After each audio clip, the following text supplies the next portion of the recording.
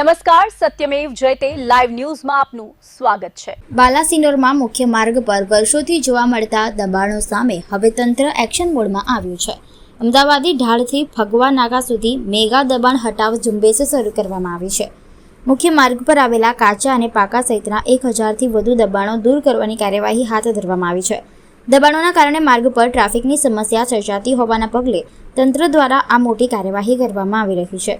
દબાણ હટાવ કામગીરી દરમિયાન નાયબ કલેક્ટર મિતેશ વસાવા સહિતના અધિકારીઓ સ્થળ પર હાજર રહ્યા। મામલતદાર રાજેન્દ્રસિંહ વાઘેલા, ચીફ ઓફિસર તેમજ પોલીસનો કાફલો પણ ઘટના સ્થળે તૈનાત છે। તંત્રની ટીમ દ્વારા મુખ્ય માર્ગ પર આવેલા દબાણોને દૂર કરવાની કામગીરી શરૂ કરી દેવામાં આવી છે। કાર્યવાહી દરમિયાન કોઈ અનિચ્છનીય બનાવ ન બને તે માટે પોલીસ બંદોબસ્ત પણ ગોઠવવામાં આવ્યો છે। હવે 1000થી વધુ દબાણો દૂર થયા બાદ મુખ્ય માર્ગ કેટલો ખુલ્લો થાય છે અને ટ્રાફિકની સમસ્યામાં કેટલો ઘટાડો થાય છે તેના પર સૌની નજર રહેશે।